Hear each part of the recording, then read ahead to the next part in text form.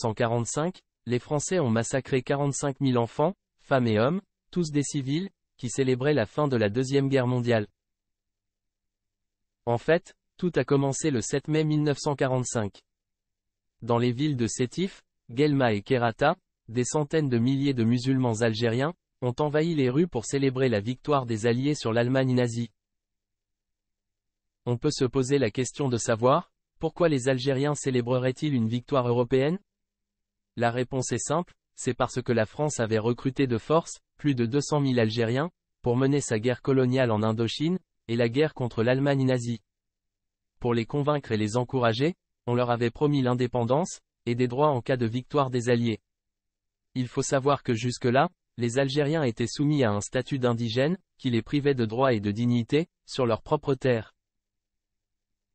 La victoire contre les nazis, les Algériens la considéraient donc comme un peu la leur. Et c'est la raison, pour laquelle, ils sont descendus dans la rue pour célébrer la fin de la Seconde Guerre mondiale.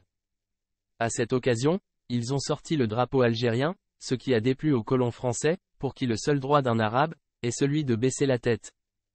L'armée française a alors ouvert le feu sur des enfants, des femmes, des jeunes et des vieux, tuant environ 45 000 personnes. En représailles, les Algériens ont tué entre 100 et 200 colons. Ce massacre a tout changé. En effet, les Algériens ont alors compris que la seule voie vers l'indépendance passait par la révolution armée. Aucune solution pacifique ne pouvait leur accorder leurs droits. 9 ans plus tard, le 1er novembre 1954, les Algériens lancent leur révolution contre les Français. Il faut savoir que cette révolution a été planifiée par 22 jeunes hommes d'une vingtaine d'années.